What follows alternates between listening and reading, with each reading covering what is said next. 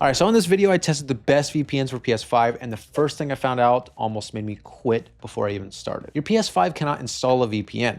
There is no app, no built-in setting, no shortcut. I spent the first hour looking for something that does not exist, but I kept going because I was getting throttled every time I downloaded a game update and my ping was all over the place during matches. Eventually, I did get it working and the fix was not what I expected. Real quick, if you want to use the VPN that I use, NordVPN is 74% off right now, plus 3 free months. And the link is in the description, the one that I use, or you can scan the QR code on screen. Okay, back to it. So here's the thing most people miss when they go down this road. They spend all their time comparing VPNs, speeds, prices, server counts, before figuring out how to actually get one onto the console. And well, then they hit the wall.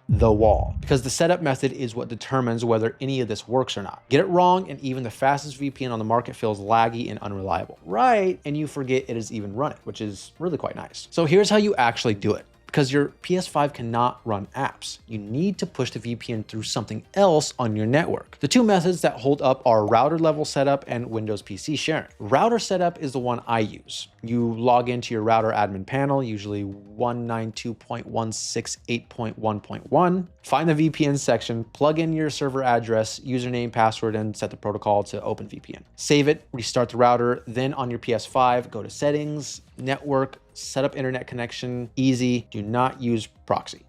Done.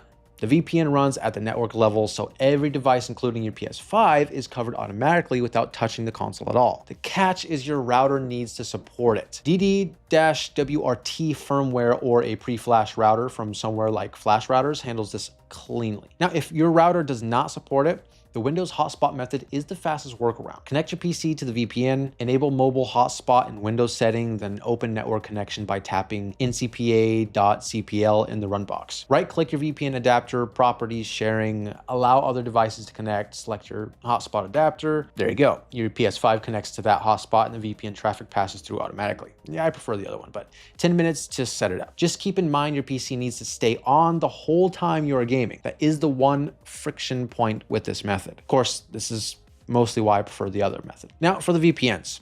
This is where the setup question finally gets answered because not every VPN plays well with routers.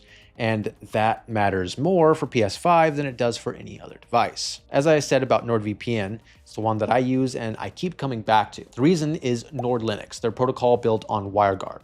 WireGuard runs leaner than OpenVPN, which means less added latency on top of your existing connection. And for gaming, that gap is real. On my tests, speed stayed above 200 Mbps and latency on nearby servers held around 40 to 60 ms. 8,000 servers across 130 countries means you can shift regions for matchmaking without running dry on options. There's also a feature called MeshNet that lets you create a private LAN network with friends, which is useful for gaming modes that support local network play. Again, you can get that for 74% off plus 3 free months with the link in the description or that QR code on screen. Now, Surfshark is up next, and it's the pick if your whole household is gaming. You get unlimited simultaneous connections on one subscription. Every console, every phone, and the router itself all covered. Speeds come in just under NordVPN on my test, but close enough that you would not feel it in a match. Now, the DDoS protection is built into the network architecture rather than bottled on as a setting, which that makes it more reliable for competitive play. And the CleanWeb feature blocks ads and malware at the network level, which is a nice extra for PS5 browsing and streaming apps, because we all know how that is. It's 60% off plus 3 free months. And the link is in the description, or you could just simply scan that QR code on screen. Now, one thing to know going in is a VPN adds overhead even on a fast plan. After you set everything up, run the internet connection test on your PS5 and compare it against the normal baseline. If you are losing more than 20 to 30%,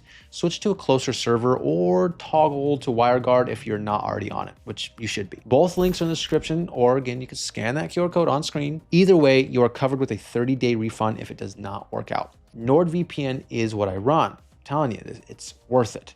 If you are covering multiple devices or watching the budget, Surfshark can be the move, and it's not a really downgrade, but NordVPN is the best for a reason.